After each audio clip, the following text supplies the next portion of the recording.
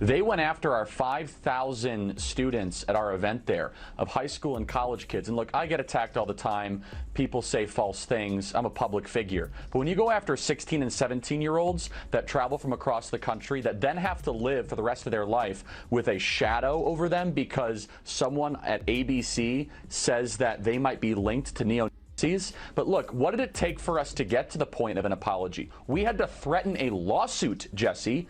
And by the way, we're still Sunny Hostin just went through the emotional equivalent of dropping your phone in a lake, completely disconnected and sinking fast. After Charlie Kirk and Joe Rogan tag-teamed her reputation into the floor, it was a full-blown meltdown. Teary eyes, stunned silence, that blank stare like she just watched her follower count nosedive in real time. It was so dramatic, even daytime soap writers were probably scribbling notes. But here's the question everyone's asking. What exactly did they say that turned Sunny from a polished media pro into a walking regret emoji frozen on screen while the internet hit replay 1,000 times? Her disgusting, gross elitism and her complete out-of-touch nature with respect to the rest of the world. Sunny Hostin goes on The View and decides now would be a great time to dump all over the so-called uneducated. What we did not have is white women who voted about 52%, right, for Donald Trump. Uneducated white women, is my understanding.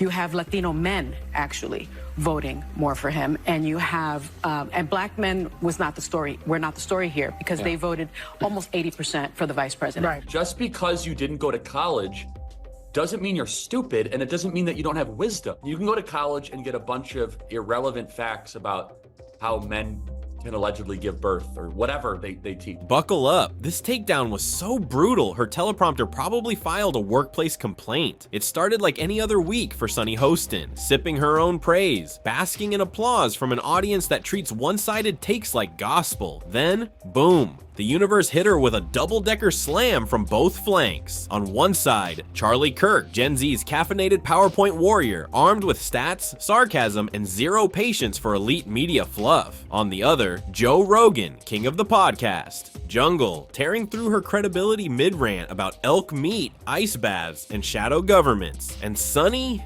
She never saw it coming, too busy delivering another self-congratulatory monologue while the audience clapped like it was Sunday service. Let's break it down. The first strike came from Kirk, and it wasn't just a critique, it was a credibility eraser, a data nuke, and the wildest part, he wasn't even there. Picture this, casually dismantling someone's entire argument from a different zip code during a college event where the only protester was a dog with a pink mohawk. That's a flex. Kirk doesn't do subtle. He swung in with numbers sharper. Then a tax audit, exposing media delusion with the grace of a bulldozer on Red Bull, and right in the blast zone, Sunny Hostin, the self-proclaimed queen of progressive hot takes, perched atop a throne of recycled applause and daytime drama. By the time Rogan added his voice, equal parts gruff critique and viral charm, the takedown was complete. It wasn't just an attack, it was a spectacle. And Sunny, she became the cautionary tale, not for what she said, but for thinking her usual playbook could survive a digital demolition crew with a mic and a meme generator. Culture shift between right and left authoritarianism, and now people don't recognize that if you just stop looking at it in terms of red and blue, look at the actions, whether it's war, suppression of free speech, pharmacological interventions that are mandatory, whatever it is, that used to all be associated with the authoritative right, the authoritarian right, and now those things are being embraced by the left. And I just think it's just an ideology thing, and I think we get confused and we think we're on the right side, and if it's our side that's saying this, for sure that's the right thing to do, and no one's critically thinking about this. Joe Rogan is the gateway drug for young men that thought they were Democrats to become MAGA. Joe Rogan is the bridge, and on that bridge they'll see RFK. They'll see Elon. Charlie didn't even have to say her name. He just started unpacking that carry-on of privileged punditry that The View parades like in-flight entertainment. Watching him dismantle it was like seeing TSA rip through a suitcase of bad takes. Voter suppression is everywhere. Conservatives hate minorities. Republicans want to time travel to 1952, you know, the usual greatest hits. But then Charlie did something no clapping daytime audience ever dares to do. He brought receipts, real stats, the kind that bounce off Sunny Hostin's talking points like Nerf darts off a concrete wall. He didn't need to shout or insult, he just laid out numbers that told a different story. Growing numbers of minority voters leaning conservative. Why? Because wild concept, they're tired of being treated like political pawns by millionaire hosts who talk about the people from penthouses they'll never visit. Charlie didn't need drama. He had data, and in a world where feelings often override facts, it was shocking just how effective the truth could be when delivered without apology. Sunny's narrative didn't just get challenged, it got fact-checked in real time, from afar, by someone who knew exactly how to bypass the applause and hit the algorithm where it hurts. Final point I'll say is this, is Sunny, you guys thought that abortion was going to be this like quasi-zealot religious issue? I'm pro-life. If people in the audience aren't, that's fine. What I'm saying though, what gives me promise, and I think we can all agree on this, is that there are other issues that should animate and drive our politics other than this very divisive one. And I was really encouraged by that, Megan. Very encouraged.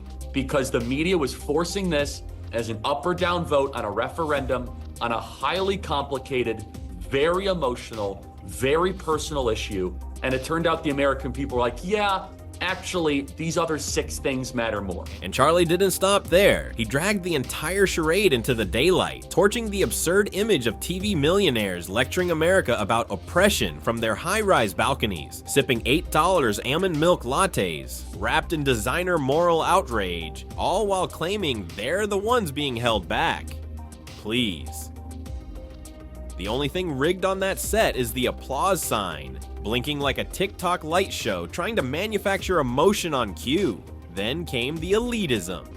Nuke Sunny, parked permanently in the media penthouse like she's paying rent with hot takes, suddenly became the poster child for every out-of-touch pundit who thinks having a producer whisper in their earpiece turns them into Socrates. It wasn't just about her. Charlie made her a symbol, an avatar for the kind of privileged disconnect that's been running unchecked in legacy media for years. He didn't need to insult her directly, he just held up a mirror and the reflection did the rest. One moment, she was delivering polished monologues. The next, she was the meme, locked into a loop of rich irony and uncomfortable truth, because in 2025, the internet doesn't need you to slip, it just needs you to blink. Charlie Kirk's the founder and CEO of Turning Point USA and the author of the new book, The College Scam. So Charlie, do you accept the View's apology? I mean, regardless of whether or not I accept it, the question is, do our students accept it? That's really what's at heart. Charlie didn't even flinch. He laid it out plain. TV personalities like Sunny Hostin have started confusing their luxury lifestyles with moral authority. Like, since when does flying first class and living in a penthouse qualify you to preach? To middle America? Getting life advice from Sunny is like getting budgeting tips from someone who thinks Whole Foods is a dollar store. It's comedy. Unintentional, but comedy all the same. But here's where it got surgical. Charlie didn't stoop to mocking her looks, her intelligence, or her wardrobe. He skipped the petty jabs and went straight for the jugular. Credibility. He cracked open the illusion that Sunny's political commentary has any real connection to what everyday people actually live through. It wasn't personal, it was precise. If this had been a boxing match, she'd be out cold by round 1. But then came round 2, and its name was Joe Rogan, the human barstool bouncer of America. No charts, no suit, just a mic and a mission. He doesn't do polished, he does real. And when he joined in, it didn't feel like a debate anymore. It felt like an ambush from both ends of the internet. One data-driven, one instinctual. And Sunny, she was caught dead center. It is the show that people love to hate. Yes, that's true. That's true. They get so much hate watching viral clips of them saying ridiculous things. I mean, Yeah. it is a rabies-infested hen. Joe Rogan doesn't need props. His style is raw, ruthless, and annoyingly honest. And in Sunny Hostin's elite media bubble, where common sense feels like a banned substance, that's lethal. His takedown didn't come with slideshows or stats. It came with smirks, dry jabs, and that classic Rogan shoulder shrug that says, "Are they serious right now?" While Charlie Kirk dismantled the message, Rogan torched the messenger. He mocked the whole showbiz circus these hosts try to pass off as journalism. The crowd loved it. He called it straight. These daytime panels don't resemble news. They're more like group therapy for people too afraid to face uncomfortable truths. Rogan didn't just criticize the content, he dragged the whole performance, likening it to the Emperor isn't just naked, he's giving fashion advice on modesty, live on air. With his trademark mix of locker room logic and podcast philosopher swagger, Rogan tore into the fantasy that media elites like Sunny are somehow society's moral compass. Meanwhile, she's clutching hashtags like pearls, spinning every trending topic into a personal TED Talk. Joe didn't just jab, he asked the real question: how did these people even get the keys to the culture in the first place? And the nerve of this woman to whom the country has given so much to try to dump on people who didn't go to college. Look at you. Look at your achievements. How do you like the so-called uneducated now, Sunny? Yeah, and again, by the way, rarely do you get the answer to a question in the question. And her whole question is exactly why there was a rebellion against them. Yes. Listen, just because you didn't go to college doesn't mean you're stupid, and it doesn't mean that you don't have wisdom. I always differentiate between knowledge and wisdom. You can go to college and get a bunch of irrelevant facts about how men can allegedly give birth or whatever they teach. I mean, it's or about North African lesbian poetry. Okay, that's fine, I get. Why are they the gatekeepers when they've never touched real struggle without a PR team signing off first? Then came the dagger. Joe Rogan pulled straight from his own receipts. Real conversations with real people, soldiers, survivors, scientists, folks who've walked through actual chaos without pausing to check Twitter. The contrast was brutal. On one side, a glossy talk show panel that treats poverty, pain, and politics like theme park attractions, spinning trauma into ratings, turning every crisis into a hashtag moment. It's all part of the entertainment package. Just enough outrage to stay relevant, just enough polish to keep advertisers happy. On the other side, Rogan's world. Raw, unfiltered, messy. A place where the guests live the topics they discuss, where conversations dig deep, veer off script, and sometimes even find humor in the madness. It's not always clean, but it's real, and that's the difference. One side monetizes misery, wrapping it in studio lighting and applause. The other tries to make sense of it. No teleprompter, no fake gravitas, and no pretending to be saints. Rogan didn't just expose a disconnect, he spotlighted the absurdity of a media class claiming moral high ground while staying miles away from the ground itself. Episode of you when you're on The View, when you were running for president. You got introduced as our friend Donald Trump. But does he really want to add President of the United States to his resume? A lot of people would like him to. Please let's find out, and please welcome my friend, Donald Trump. That's right. Whoopi Goldberg gives you a big hug and a kiss. Joy Behar gives you a big hug. Barbara Walters gives you a big hug. And then you actually started winning in the polls, and then the machine started working towards you. That red hat that says "Make America Great Again." Might as well just put a swastika on the hat. Rogan didn't even have to say her name. That's the kind of roast that hits on instinct. When the crowd laughs and you just know it's about you. That's when the ego check goes straight to voicemail. He painted a picture of talk shows, devolving into elite echo chambers where reality isn't debated. It's buried under polished sound bites and staged outrage. These sets aren't newsrooms. They're luxury spas for fragile opinions.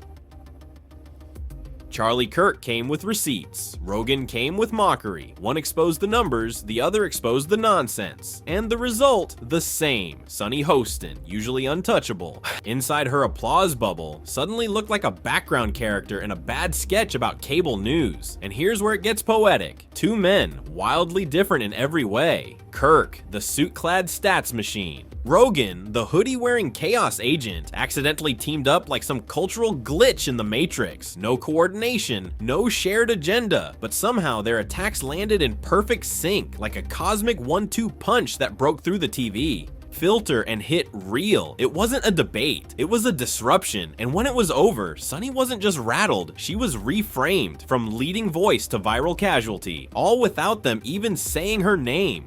some of the best lawyers out there that are experts in this. And as you know, these things can be very complicated. There's a lot of facts and circumstances around it.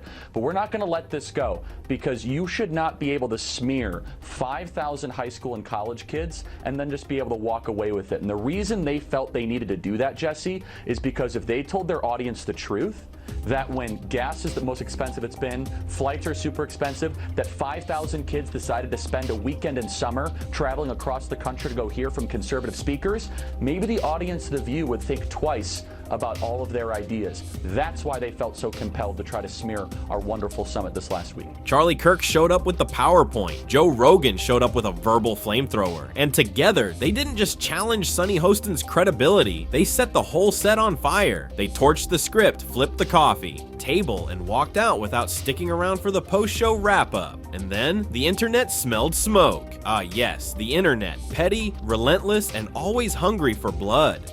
The moment Sunny's worldview got sideswiped from both the suit and tie podium and the hoodie-wrapped mic, it was like handing TikTok a gift basket. Memes hit instantly. The edits? Brutal. Reaction videos popped up faster than influencer breakups. One side dubbed Charlie's takedown a TED Talk with fangs. Rogan's bit?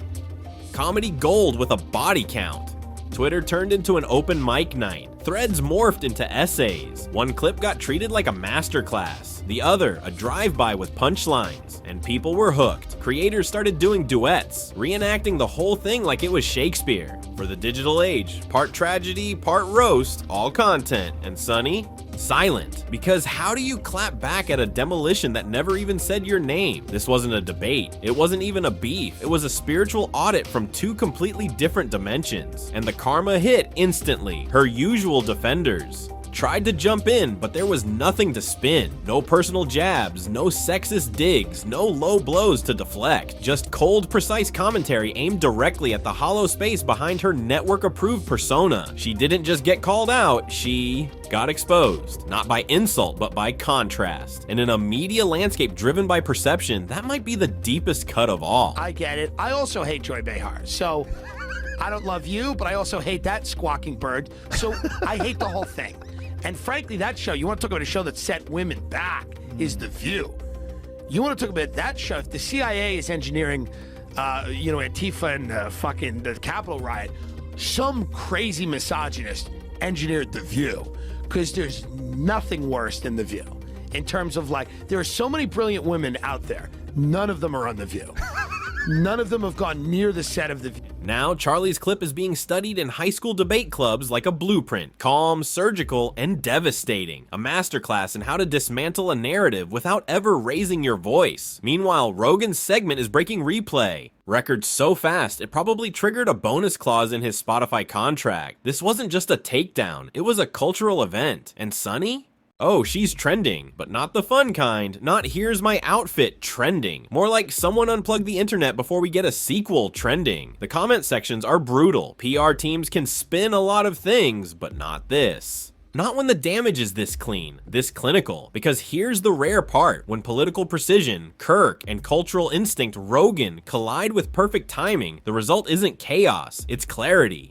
No venom, no screaming match, no cheap shots, just two guys dismantling a polished media persona so effortlessly they didn't even have to say her name. And still, everyone knew exactly who got smoked. It's not just that Sunny lost the room. She lost the room, the internet, and the replay button, all without ever getting directly called out. And that's a level of exposure no crisis manager can patch. Get people thinking, if you could stop Hitler by any means necessary, wouldn't you stop Hitler?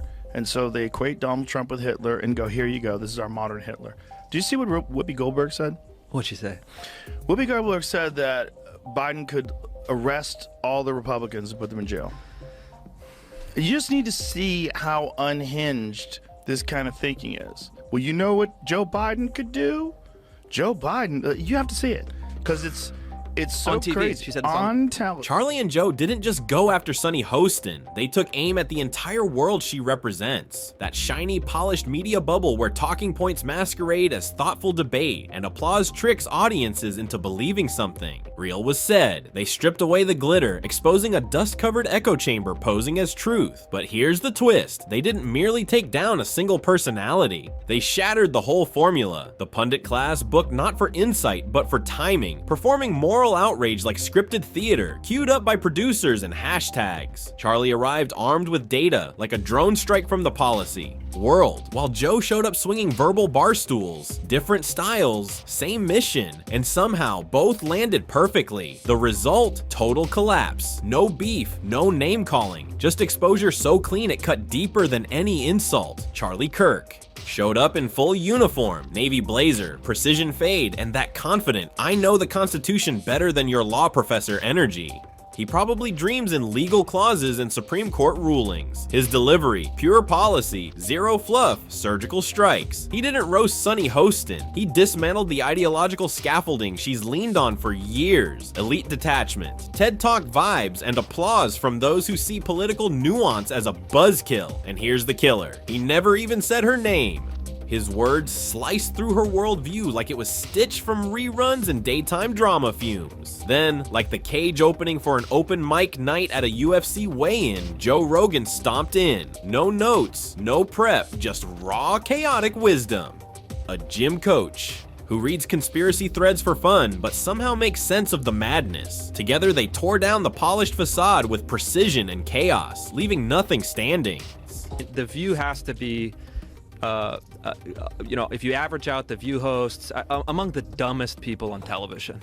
And so it's like they say the thing that people are thinking, but they say it very directly, so they expose whatever truth. But I don't think some of them are dumb.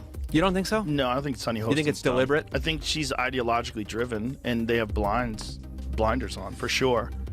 I don't think Sunny's dumb, but Whoopi is certainly not the brightest person. And what she just said just doesn't make any sense. It's just like so silly to say. It's not a well thought out. While Charlie Kirk stood confidently at the chalkboard, armed with charts and cold hard facts, Joe Rogan was kicking down the studio door, beer in one hand, sarcastic disbelief in the other. Rogan didn't come to debate, he came to vibe check. The entire circus. His mission, to expose just how absurd it is that anyone still takes these overpaid opinion machines seriously. Charlie brought spreadsheets, precision, and surgical logic. Rogan brought every exhausted dad, every side-eyed waitress, and every Uber driver who's ever shouted at their car radio when NPR got too smug. Together, they delivered a reality check no flashing applause sign could drown out. Rogan didn't need to name Sunny Hostin directly. Instead, he went straight for the vibe. The whole ecosystem of plastic pundits floating on self-importance, speaking in buzzword soup, and incapable of answering a real question without texting their publicist mid-sentence. That's where the gut punch landed. Not with anger, but mockery. And mockery hurts worse. You can argue with charts all day, but you can't argue with people laughing at you. Laughter is a verdict, and in this case, it was unanimous. What makes this takedown cinematic is how perfectly their blows complemented each other. Charlie's left jab of data followed by Rogan's steel chair of raw humor. Charlie's takedown was for college conservatives, logic junkies, and the uncle who quotes Milton Friedman just to annoy family at Thanksgiving. They watched their ideological nemesis unravel under crisp analysis and dry sarcasm. Meanwhile, Rogan's tribe, Spotify warriors, comedians, MMA fans, and the perpetually tired millennials sat back cracking up, baffled why someone with 3 layers of makeup and a $300 haircut was playing the victim in a studio that hands out gift bags. And just like that, one person took 2 back-to-back L's from 2 completely different universes. This wasn't a coordinated attack, it was cosmic timing. Logic landed first, then laughter swung hard. The result? A reality check so clean it looked choreographed, but it wasn't. It was just the collision of scripted outrage and unfiltered truth. The fallout was legendary. Sunny Hostin was caught dead center in that rare moment where logic and mockery accidentally aligned like a cultural earthquake. The media bubble she floated in didn't just pop, it collapsed. She wasn't canceled. or silenced. She was fully exposed, and what the world saw was anything but flattering. Once the glam wore off, the truth was clear. Two men, one suited up like a senator and the other dressed like he just left a sauna, traveled completely different roads but landed at the same destination. A punchline named Sunny. She's not just disconnected, she's broadcasting from a whole different time zone, perched in a tower built on scripts, applause, and iced oat milk lattes. So what's next? Probably nothing. She'll smile, sip her coffee, and keep reading those prompters like nothing happened. But we saw it, and once you see it, you can't unsee it. The curtains were pulled back, and the internet already did its job. The memes are made, the edits synced, and the clips archived, duplicated, and ready to go viral again. The next time someone says, "But she makes such great points, she doesn't need to cry on air," remember, the breakdown already happened, silent and unmistakable, off camera. And it came from two men who rarely agree on anything, yet somehow landed on the same punchline: Sunny Hostin's reality check. One day, she's the moral compass of daytime TV. The next, she's the meme caught in the crossfire of spreadsheets and sarcasm. No rebuttals, no damage control, just the deafening sound of a worldview crumbling under pressure. Now, excuse us while we rewatch those clips for the 11th time and laugh like it just dropped. Smash that like, hit subscribe, and we'll catch you in the next one.